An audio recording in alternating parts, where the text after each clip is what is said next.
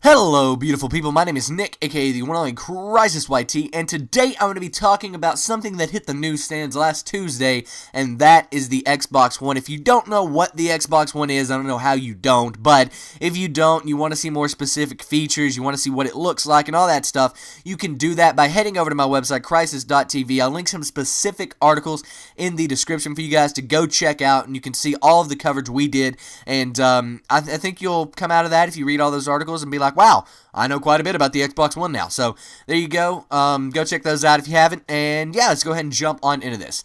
So the Xbox One. I have done so much research and so much coverage for writing articles for Crisis TV, and just because I'm very interested in it in the past week. And I know this console. I feel like I know this console inside and out. Like, I know so much about it, and I'm going to go ahead and give my thoughts on it. And the first thing I want to give my thoughts on is the design. I've seen a lot of people, I've listened to a lot of podcasts, watched a lot of videos where people have been like, this console looks like a VCR. This console looks like it came straight out of 1980. I don't think that at all.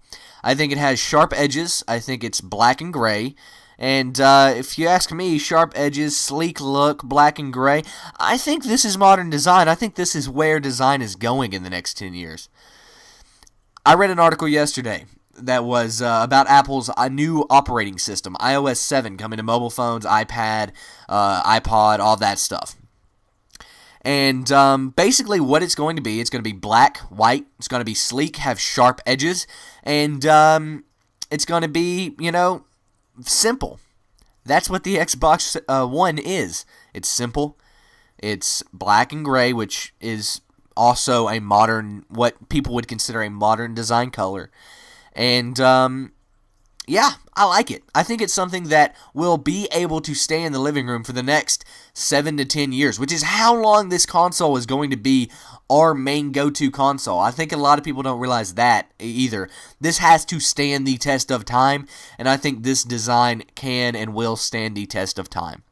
If you ask me, the current Xbox 360, not the current one, but the original Xbox 360, still looks okay, but it does look dated. It looks like early 2000s design with rounded edges and things like that. The Xbox One, sleek edges, sleek things like that. It's a modern design, and I like it, and I think it's going to look great in my setup and in many other people's setups and living rooms. Speaking of living rooms, let's go ahead and move on to what a lot of people have been considering a downfall of the Xbox 360 and the press conference that they did in general, is that they focused on the Xbox being the center of your living room, not a gaming console. Now, I've read this, and I've seen a few articles that have agreed with me on this point, but I've thought this since I first saw this. I was like, of course they did that. Of course they applied to the more average consumer on this, not the gamer. Why would they? This conference that they hosted, that Microsoft hosted for the Xbox One, the next generation, had major coverage from people like NBC, CBS. They had people there from ABC. They had people there from Fox News even to cover this event, okay? That's something you won't see at the gaming conference E3 in June. You won't see that. You'll see them there. You'll have ABC representatives and CBS representatives, but there won't be a big national news presence, at E3. So, I think they did what they should have done. They focused on it being the center of your living room, an entertainment console where you can watch live TV, you can talk on Skype, and you can do both at the same time, while browsing the web and all that stuff. It's great. I think they did that perfectly. And I guarantee at E3 you'll see them pull out the stops with gaming. We'll hear the names of these new exclusive titles that are coming to the Xbox One. We'll get hands-on with video games on the Xbox One. Sure, they'll probably have an Xbox One set up playing Netflix or playing live TV or with Skype chat or something like that, but they'll also have tons of Xbox One set up where you can play this actual console and play video games on this console. And as I said, we'll actually get the names of the exclusive titles that are going to be coming out for the Xbox One in the year after its launch. This is an entertainment console, but it's also a gaming console. it is for video games. It will be 20 million times better than the current generation Xbox 360 or PS3. It will be 20 million times better than both of those consoles. Why? Because it's new hardware, it's new graphics, it's gonna have a better UI, it's gonna be faster, it's gonna have more abilities. It's just common sense, and it's simple. So, what do I think about the Xbox One versus the PlayStation 4? I'll tell you, it's really a simple concept for me, and it's really the reason that I'm going to be probably going with the Xbox One over the PlayStation 4 in the fall when we get these consoles. User interface. Xbox and Microsoft have always been great with user interface. I love Windows. Windows is great. Sure, I do love Mac OS as well, and I love my Apple products. But when it comes to like PC gaming, things like that, you have to go with the Windows computer. And for that reason, I became pretty accustomed to Windows. Microsoft has been doing Windows since the 80s, and they're great at it. They're going to take that, and they're going to move it right over to the Xbox One, just as they have with the Xbox 360. The PlayStation 3 hasn't had a major graphical user interface update since its launch. The Xbox 360, however, I think has went through 3 or 4 generations of Xbox dashboards.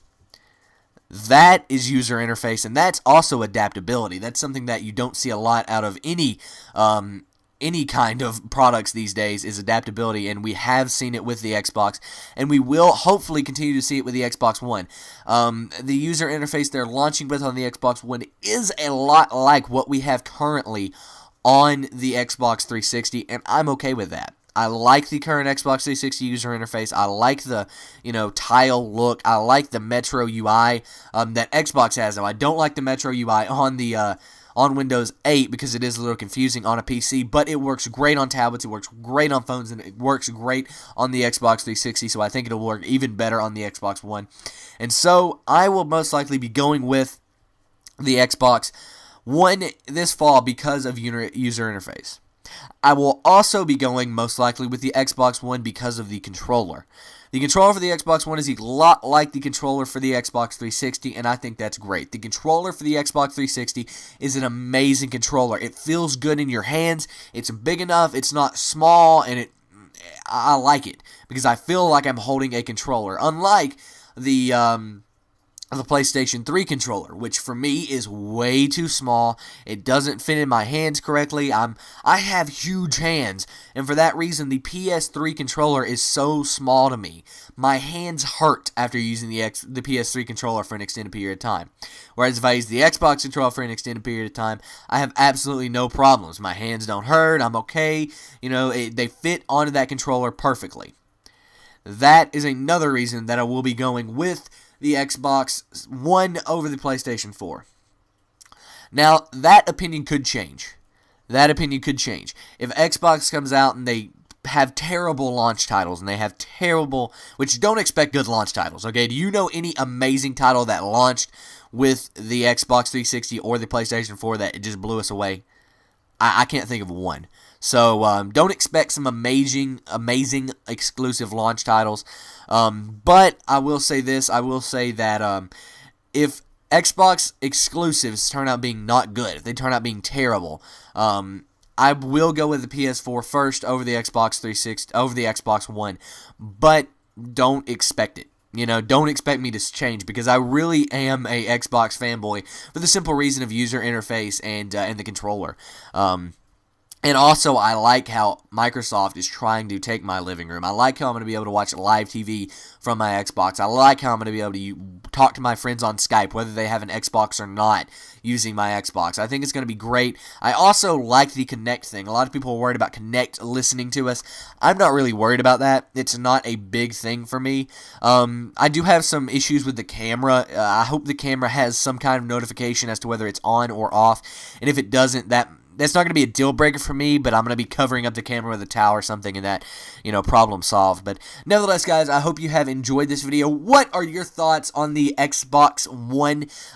And will you be going with the Xbox One or the PS4 in the fall? Have you already made your decision, or are you going to wait for some more objective stuff at E3 about video games and things like that, when we are focused more on games than taking a living room in the example of the Xbox One? So nevertheless, guys, hope you enjoyed this video. If you did, please give it a thumbs up. I'm CrisisYT, and I'm out. Peace. And here are 2 videos you guys may have missed. On the left is my thoughts on the YouTube paid subscription model. Do I think it's a good thing? Do I think it's a bad thing? I let you know, and my thoughts actually may surprise you. And on the right is I'm Not a Liar. In that video, I talk about how I'm not a liar, and how the reason I didn't upload any last week is because my internet was down, as well as some pretty awesome more updates, but plus some more updates in that video, so go check it out if you missed it. It's actually kind of important to, knowing what's going down on my channel.